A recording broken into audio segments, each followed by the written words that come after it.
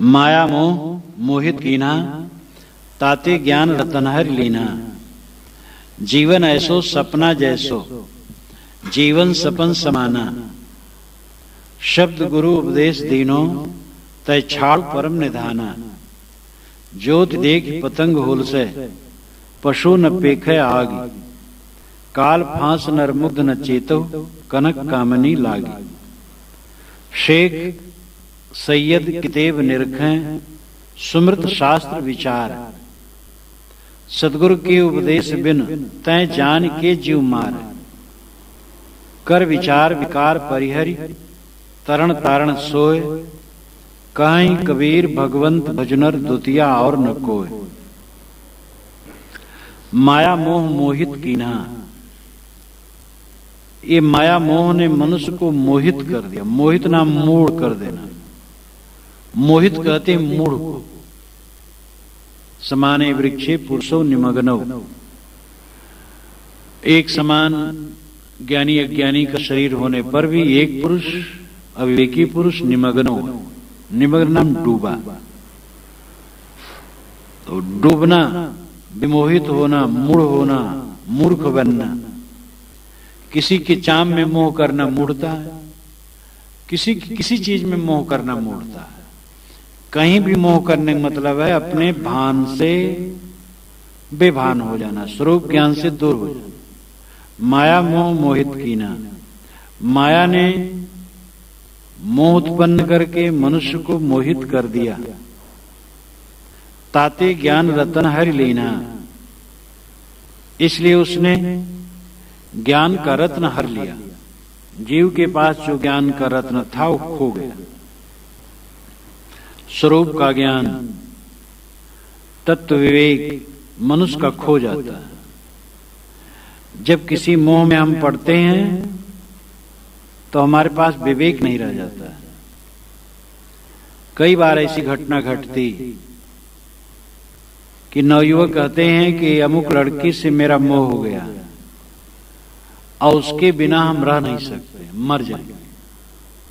मूर्खता, कौन किसके बिना मर जाएगा। एक मूर्खता, और पता लग जाए कि वो लड़की हमें नहीं चाहती तो उसके तरफ देखने भी मन फिर उनका नहीं होगा। तो एक भ्रांति है। तंबाकू खाने वाले को तंबाकू के बिना रहा नहीं जाता है। बीड़ी पीने वाले को बीड़ी के बिना रहा नहीं जाता है। शराब पीने वाले को शराब के बिना नहीं रहा जाता है। ये सब क्या है? एक मूढ़ता। जब हम किसी भी इंद्रिय विषय से सट जाते हैं तो लगता है यही जीवन है। इसके बिना तो जीवन जिया ही नहीं जा सकता है। सुगनी सूंघने वाले अगर सुगनी की डिबिया ले लो तो परेशान होंगे। सुगनी सूंघना ही जीवन है। पान खाने वालों के लिए पान खाना ही जीवन है।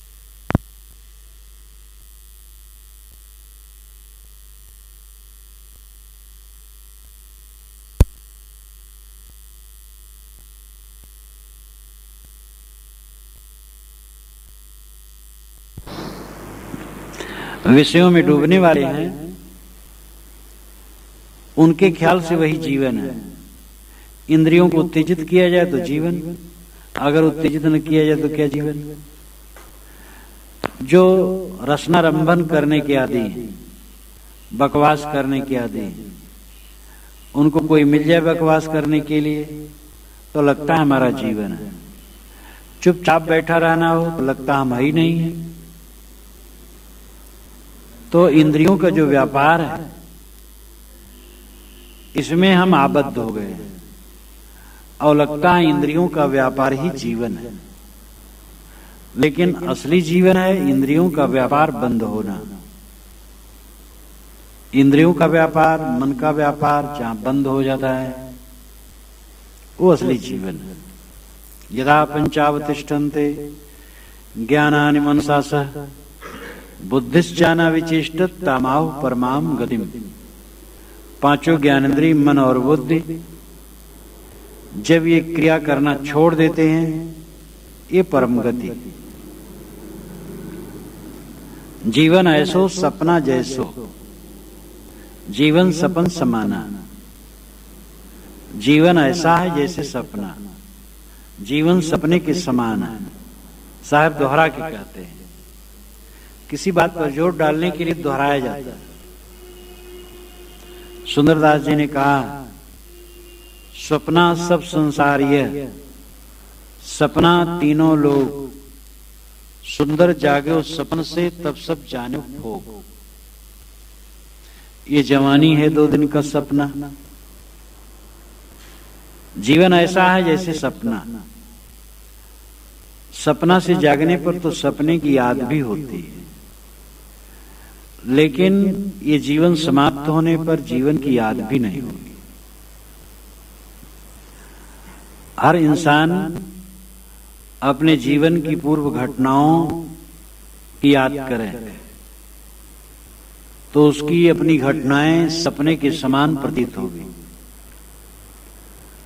जब तुम 10 वर्ष के थे, 15 के थे, 20 के थे, 30 और 40 के थे, उस समय जो जो घटनाएं घटी थी याद करो तो एक सपने के समान लगेंगे।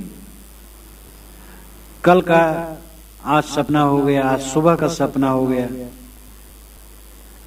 हर क्षण वर्तमान भूत के गर्त में जाता है, अतीत के गर्त में जाता है और उस सदा के लिए लुप्त हो जाता है।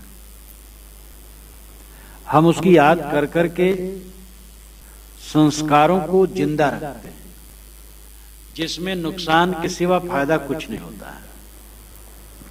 रागात्मक वृत्ति, द्वेषात्मक वृत्ति, ये दोनों वृत्तियों के संस्कार जो हमारे मन में हैं, वे हमारे लिए बंधन बनते हैं। एक सुंदरी स्त्री मर गई, अब पुरुष बारंबार याद करता है, वो जल करके राख हो गई, वो है नहीं, लेकिन उसकी शकल याद कर करके रोता है।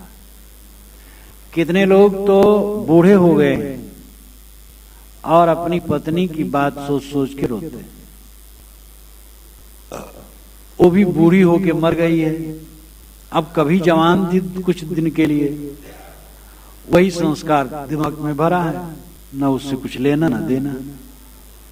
एक सज्जन बता रहे थे जिनकी उम्र 62-63 की होगी, कहते महाराज क्या कहें, आपकी बात बिल्कुल सच है। हमारे पिताजी 85 वर्ष के हैं, अब उनको अब लड़के और नाती पोतों में कुछ मोह नहीं रह गया है, केवल हमारी माँ में उनका मोह सिमट गया। पिताजी 85 वर्ष के हैं और माता 80 वर्ष की हैं। अब पिताजी बाजार चले जाते हैं धीरे धीरे, वहां से मिठाई ले आते हैं और चुपके चुपके माता को देते हैं, और वो भी मोह बस खा लेती है, उसका पेट खराब होता है। तो मैंने बड़े जोर से पिता को कहा, पिताजी खिलाना है तो खुल करके खिलाइए, चोरी चोरी न खिलाइए, फल फूल खिलाइए जिससे इसको ठीक भी रहे। मिठाई खिला करके आप खराब करते हैं। अब कैसा अद्भुत है। जब मैंने प्रवचन में कहा कि बूढ़े लोग नाती पोतों में ममता कर लेते हैं, तो उन्होंने भिन्न समय में कहा कि साहब हमारे पिता अब तो नाती पोते किसी ममता नहीं है, बस हमारी माँ में ममता हो गई। अब इतना वाजिब कर दिए कि एक बूढ़ा आदमी अपने माता पिता का आलोचना करता है, क्या कहा जाए। ये सब मूर्खता के सिवा क्या है। तो साहब कहते जीवन एक स्वप्न है, शब्द गुरु उपदेश तीनों ते छाड़ परम निधाना। गुरु ने ज्ञान शब्दों का उपदेश दिया, अय परम निधान तो मोह को छोड़ दे। परम निधान, निधान कहते हैं आश्रय स्थल को, आधार को। सारे ज्ञान विज्ञान का निधान कौन है? ये जीव है। ये मनुष्य जीव न होता तो वेद न बनते, कुरान न बनता, बाइबल न बनती, धर्म शास्त्र न बनते, ईश्वर अल्लाह की कल्पना न होती, देवी देवता की कल्पना न होती, और कोई ज्ञान विज्ञान का विकास न होता। सारे ज्ञान विज्ञान का हेतुभूत कारण, आश्रय स्थल, निधान ये चेतन जीव है। लोगों की दृष्टि कैसे उलट गई, वे कहते हैं जीव अल्पज्ञ। मान लो जीव अल्पज्ञ है तो सर्वज्ञ कौन है? चाहे इसको अल्पज्ञ कहो, चाहे बहुज्ञ कहो, चाहे सर्वज्ञ कहो, इसी ने सारे शास्त्र बनाए हैं और इसी ने सारा ज्ञान विज्ञान शोधा है। और ये मनुष्य जीव के अलावा न तो कहीं कोई अल्पज्ञ है, न बहुज्ञ है, न सर्वज्ञ। अन्य प्राणी तो मनुष्य जीव से भी अल्प ज्ञान रखते हैं। अगर बहुज्ञ और सर्वज्ञ कह सकते हो तो ये मनुष्य जीव ही, सर्वज्ञ तो कोई नहीं है। लेकिन अपने कल्याण भर के लिए सर्वज्ञ होना, जैसे अंतर्यामी, गुरु अंतर्यामी होते हैं, इसका मतलब यही है कि वह अंतर अपने मन की स्थिति को जानते हैं, इसलिए सबके मन की दशा को जानते हैं, संकल्पों को नहीं, दशा को। इसलिए दूसरे को भी रास्ता बताते हैं। साहब कहते हैं कि सदगुरु ने ज्ञान के शब्दों का उपदेश तुम्हें दिया और देते हैं। अज्ञान का परमाश्रय मनुष्य, तुम मोह को छोड़ तो छाड़ परम निधाना। ज्ञान तेरे में है लेकिन तुझे पता नहीं। सदगुरु निर्देश करते हैं कि तू ऐसा है और जग जा। किसी के घर में रत्न गड़े, वो जानता नहीं, कोई शोधने वाला शोध करके बता दिया और वो आदमी खोदा, रत्न मिले, धनी हो गया। गुरु उस शोधने वाले ने अपने घर से धन नहीं दिया, जिसका घर था उसी का धन था, लेकिन वो जानता नहीं। इसी प्रकार मनुष्य को सदगुरु उपदेश करते हैं तो ये नहीं कि सदगुरु अपने हृदय से निकाल के कुछ देते हैं। वे कहते हैं जो मैं हूं वही तू है, तो स्वयं ज्ञान का अखंड खजाना है, तेरा स्वरूप परम दिव्य, तू अपने को देख और समझ। ज्योति देख पतंग हुल से, पशु न पेखे आग, काल फांस नरमुग्ध न चेतो, कनक कामनी लाग। ज्योति देख करके पतंग हुलसता है। हुलसने का मतलब है खुश होना, प्रसन्न होना। ज्योति जब देखता है पतंग प्रसन्न हो जाता है और ज्योति का महामोही होता है। कई बार पतंगों को मैंने देखा कि दीपक के पास आकर के बैठ गए। मैं हाँकना चाहा, हटे नहीं। एक पंख उनका झुलसने लगा लेकिन भगे नहीं और फक दे पूरा जल। मोह ऐसा प्रबल है। पतंगे का उदाहरण बहुत लागू है। पशु न पेखे आग, वो पशु मूर्ख, यहां पशु से अर्थ है मूर्ख, क्योंकि पतंगा कीट है, पशु नहीं है। कीट, पशु, पक्षी, ये अलग अलग योनियां हैं। तो पतंग कीट है, पशु नहीं है। पशु तो बैल है, घोड़े हैं, गधे हैं, हिरन है, हाथी है। यहां पशु का अर्थ जैसे कोई इंसान को कोई कह दे पशु हो गए हो, तो पशु कहीं का, जो मूढ़ हो, मूर्ख हो, पशु। साहब कहते पशु न पेखे आग, ये मूर्ख पतंगा नहीं देखता है कि मैं आग में जल जाऊंगा और वो ज्योति में चिपकता है। काल फांस नरमुग्ध न चेतो, काल की फांसी में लटका हुआ अविमोहित मनुष्य तू चेतता नहीं। काल फांस, काल की फांसी, काल का अर्थ मोह और काल का अर्थ मौत। काल का अर्थ समय, समय धीरे धीरे खत्म हो रहा है। सुबह होती है, शाम होती है, उम्र यूं ही तमाम होती है। काल की फांसी पर इंसान लटका है, मौत की तरफ जा रहा है। शरीर का मरना कोई नुकसानदेह नहीं, वो तो और सुखद है ज्ञानी के लिए। देह का प्रपंच भी खत्म हो जाता है। वास्तव में काल फांस है। काल है मोह, आसक्ति, काम, क्रोध, लोभ। मानसिक विकारों की फांसी में आदमी लटका है। नर मुग्ध, मुग्ध ना मूढ़। मूढ़ मनुष्य चेतता नहीं। ऐ मनुष्य नर मुग्ध न चेतो। तुम काल की फांसी में लटके हो, मोह की फांसी में लटके हो, चेतते नहीं। पतंगा जलता है फिर भी आग से हटता नहीं। आदमी भोगों से क्षीण होता है, मोह से चिंताग्रस्त होता है, फिर भी भोग और मोह को नहीं छोड़ता है। जरत पतंगी मोह बस मीन मांस के लोभ। जान बूझ हम विशेषो विस्मय करिए हम मोह। कनक कामिनी लाग। कनक और कामिनी में चिपक करके विमोहित मूर्ख मनुष्य चेतता नहीं। कनक का अर्थ है सोना, कामिनी का अर्थ है काम मद में मतवाली स्त्री। धन और स्त्री में चिपक करके आदमी चेतता नहीं। वस्तुतः कामिनी है वासना, और स्त्री भी तो इंसान है, वो भी तो जीव है। वो कहां फंसी है? वो पुरुष के मोह में फंसी है। और पुरुष और स्त्री के मोह में लोग क्यों फंसते हैं? क्योंकि कामना के बद्ध हैं। कामना ही कामिनी है, मोह ही मानो कामिनी है। और इसी में फंस करके स्त्री और पुरुष पतित होते हैं। तो आदमी दुनिया के भोग पदार्थों में, धन दौलत में आबद्ध होकर के मूर्ख बना रहता है और चेतता नहीं। जैसे बर्फानी जगह में कोई जाए जहां बर्फ पड़ती हो और बैठ जाए, और अगर कुछ देर तक न उठे तो उठ नहीं पाएगा। मेरा अपना अनुभव तो नहीं है, लेकिन जगह जगह में पढ़ा हूं, और जिनका अनुभव है शायद उन्होंने लिखा है।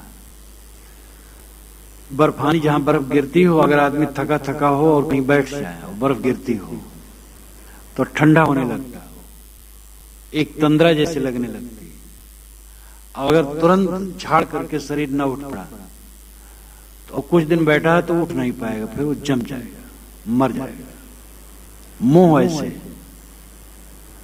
मोह में आदमी, मोह की बर्फ उसके ऊपर गिरती है और वहां से उठ नहीं पाता। सारी दुर्दशा देखता है लेकिन दुर्दशा से हट नहीं पाता। जब एक मोही आदमी को महात्मा ने समझाया था, महात्मा के सामने उस व्यक्ति को उसके लड़का ने गाली दी थी, उसकी पत्नी ने गाली दी थी, और उसके पोते ने जोर से एक कांच का टुकड़ा मारा था जिससे उसकी नाक छिद गई थी। तो महात्मा ने कहा था, भाई तू इतने मोह माया में क्यों पड़ा है? सारा दुख देखता हूं तेरे लड़के द्वारा, तेरी पत्नी द्वारा, तेरे पोते द्वारा तेरे को दुख केवल मिल रहा है, तू क्यों नहीं सत्संग में चलता है? उसने कहा, महाराज आप ठहरे साधु संत, दुनिया का सुख आप क्या जाने? अरे 1000 दुख सह करके तब कहीं एक सुख मिलता है। आप ठहरे साधु, तो आपको क्या पता है? तो इस प्रकार सारी दुर्गत सहते हैं लेकिन टस से मस नहीं होते। 100 जूता खाएं, तमाशा घुस के देखें। कुत्ते को डंडा मारो, पे पे करता है, फिर हंडी में मुंह डालता है। तो साहब कहते, काल फांस नरमुग्ध न चेतो कनक कामनी लाग। कनक कामनी में चिपका हुआ आय विमोहित मूढ़ मनुष्य, तो काल की फांसी में लटका है, मोह की फांसी में लटका है, जागता नहीं। आज भी समय है, जग जा। शेख सैयद किताब निरखें सुमृत शास्त्र विचार, सदगुरु के उपदेश बिनत जान के जीव मार। साहब लौटते हैं इधर तरफ, जीव हिंसा के तरफ धर्म के नाम पर जो ढकोसला है इसकी पहली पंक्ति तक तो साहब ने मोटी माया पर प्रहार किया। अब इधर साहब कहते हैं शेख और सैयद किताब निरख हैं। शेख सैयद का लाक्षणिक अर्थ है मुस्लिम विद्वान। शेख कहते हैं महंत को। मठों के जो महंत होते हैं उनको शेख कहते हैं। शेख फरीद बहुत अच्छे संत थे, कबीर साहब के पहले हो गए। लेकिन शेख ये महंत होते हैं मठों के। और सैयद सरदार को भी कहते हैं। और हजरत मोहम्मद की लड़की फातिमा के वंशज को सैयद कहते हैं। इसलिए सैयद शिया होते हैं और अपने आप को उच्च मानते हैं। हिंदुओं में जैसे ब्राह्मण वैसे मुसलमानों में सैयद। और अपने आप को बहुत पुनीत मानते हैं। सुन्नी उन्नी को तो कुछ नहीं समझते। लेकिन सुन्नी लोग भी सुन्नियों की वे रस्सी नहीं लेते हैं पानी भरने के लिए। जहां मेरा अपना अनुभव, जहां मेरा शरीर जन्मा अयोध्या से उत्तर और आसपास में मुस्लिम गांव हैं बड़े बड़े, तो वे लोग सुन्नी की रस्सी नहीं लेते हैं पानी भरने के लिए। एक सिया लड़का मेरे पास रहा था। एक बार मैं एक जगह था तो वहां वो रहता था, मेरे पास बैठता था, सत्संग सुनता था। अच्छा प्रबुद्ध लड़का था। उसके घर से पत्र आया कि अमुक त्योहार है, घी लाना, लेकिन किसी सुन्नी के घर से घी न लाना और किसी हिंदू घर से भी नहीं लाना, सिया के घर से लाना। बड़े कट्टर होते। तो सैयद, वैसे सैयदों का संपर्क मेरा खूब पड़ा। बचपन से सैयद लोग आते थे और सैयदों का काफी परस्पर था, घरेलू संबंध जैसा मित्रता थी। तो शेख सैयद से लाक्षणिक अर्थ है मुस्लिम विद्वान। ये किताब निरख है। किताब नाम किताब, कुरान, हदीस और भी अपने धार्मिक ग्रंथ पढ़ते हैं। निरख नाम देखना, पढ़ना। सुमृत शास्त्र विचार, इधर पंडित लोग, हिंदू पंडित लोग अस्मृत पढ़ते हैं और शास्त्र पढ़ते हैं, उसका विचार भी करते हैं। सदगुरु के उपदेश बिन ते जान के जीव मार। साहब कहते हैं पंडित और शेख सैयद, तुम्हें सदगुरु का उपदेश नहीं मिला। सदगुरु के उपदेश बिन यानी सदगुरु का उपदेश तुम्हें नहीं मिला, इसलिए जान के जीव मार। तुम जानते हो कि जीव को मारने से उसको कष्ट होता है और फिर भी तुम मारते हो। ये कैसी समझ है? कौन नहीं जानता है कि किसी को छुरी लगाने से उसको कष्ट होता है। निहायत रहम वाला दयावान है ईश्वर, ये कुरान में बारंबार लिखा है। कुरान में अगर ऐसी आयतों को छाटा जाए तो एक छोटी पुस्तक बन जाए कि वह अल्लाह ताला निहायत रहम वाला और दयावान है। जो निहायत रहम वाला और दयावान है, क्या वो किसी की निर्दयता से खुश हो सकता है? एक मासूम प्राणी की हत्या करने से वो खुश होगा? और इधर पंडित लोग भी कहते हैं देवी देवता, तो देवी देवता तो दयालु होते हैं और कहते हैं सभी उन्हीं की संतान है। तो किसी माता और पिता को खुश करने के लिए क्या उसकी संतान की हत्या करना साधन है? कैसे माता पिता खुश होंगे जब उसकी संतान की हत्या की जाएगी? ईश्वर और देवी देवता को खुश करने के लिए जीव हत्या करना, ये आदिम युग की सभ्यता असभ्यता रही। जंगली युग की बात है। उनको सूझबूझ नहीं थी तो किसी अदृश्य देवता और ईश्वर को खुश करने के लिए प्राणिवध करते थे। और ये प्राणिवध दुनिया के समस्त ईश्वरी मत में है, वैदिक मत में है। और वैदिक साहित्य पढ़ा जाए तो घोर हिंसा व्याप्त है शास्त्रों में। कर्मकांड यज्ञ होता था, बहुत पशुवध होता था। लेकिन हिंदू परंपरा विचारों में उदार है और उसने उसका परित्याग कर दिया। देवी देवता के नाम पर कहीं कहीं है अभी, लेकिन हवन यज्ञ के नाम पर कहीं जीववध नहीं होता है। और ये चूंकि बहुत पुरानी परंपरा है दुनिया में, आज हिंदू कहते 2500 वर्षों से पहले आर्य कहा जाता था, लेकिन आर्य परंपरा हिंदू परंपरा या वैदिक परंपरा कहो बहुत पुरानी है। इसलिए वैदिक कर्मकांड में पशुवध बहुत है। इस्लाम परंपरा नई है, इसलिए उसमें पशुवध का खास वर्णन नहीं है, कुरान में भी कोई खास नहीं, लेकिन विचारक वे नहीं होते हैं। मुसलमानों में व्यवहार की तो उदारता है, एक दूसरे को भाईचारिक व्यवहार करना, छुआछूत उतना न मानना, लेकिन विचारों की उदारता नहीं रखते। इसलिए आज तक वे ईश्वर के नाम पर जो हिंसा करते हैं छोड़ नहीं पाए। अगर वे विचारवान हो तो इसकी कोई जरूरत नहीं है। वैदिक परंपरा की अपेक्षा बाइबल की परंपरा भी नई है, इसलिए बाइबल परंपरा में भी कोई इतनी हिंसा नहीं लिखी है। होम बल उसमें भी है, पशु मार करके हवन करना, ये वही आज परंपरा की बात है, लेकिन हल्की फुल्की बात है। ज्यादा इसके लिए विधान तो वैदिक साहित्य में है, क्योंकि बहुत पुरानी ये परंपरा। तो पुरानी परंपरा वाले सब देवता और ईश्वर को खुश करने के लिए जीववध करते थे, जो बहुत बड़ी भूल थी, और वह भूल आज भी है। ये कितना दुखद है।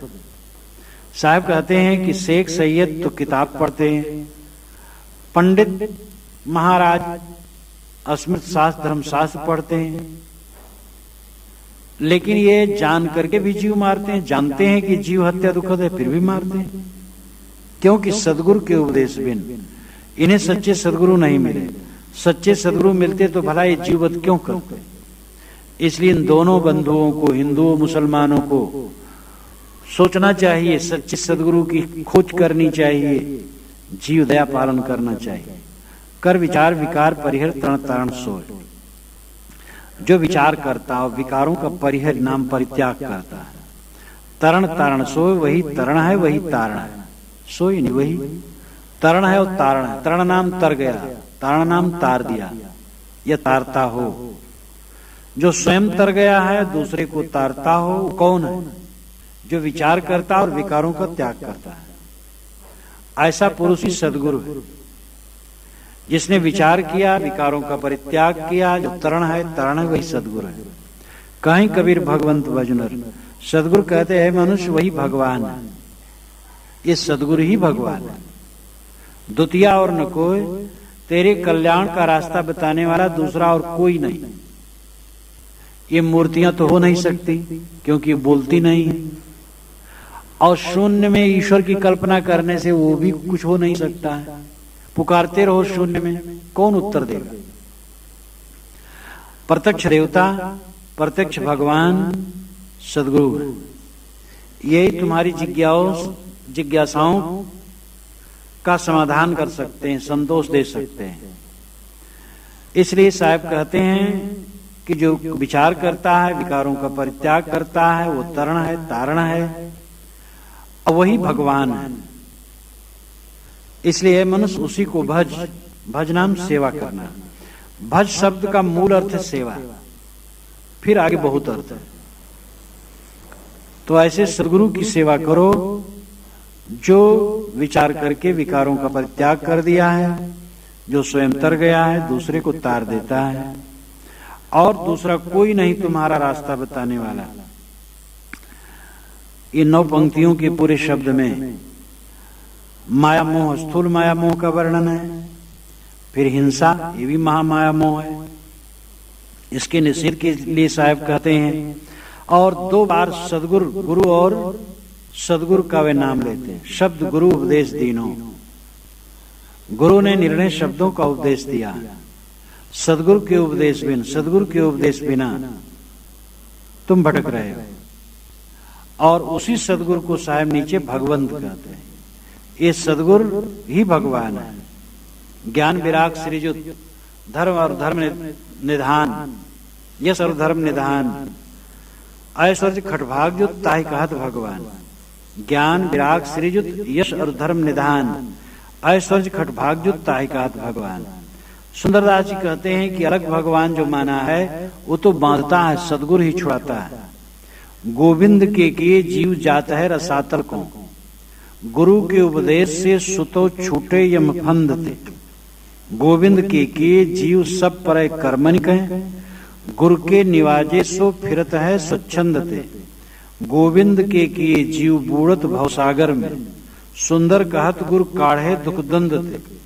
और वो कहाँ लो कहूं मुक्ते कहो बनाए, और वो कहाँ लो कछु मुक्ते कहो बनाए। गुरु की महिमा अधिक है गोविंद ते। गोविंद कहते भगवान ईश्वर वो तो भवसागर बनाया, उसमें डूब रहे हो, और गुरु तो भवसागर से काढ़ता है। इसलिए वास्तविक गुरु ही भगवान है जो भवबंधन से छुड़ाए। इसलिए सदगुरु की शरण लो और मोह माया का त्याग करो।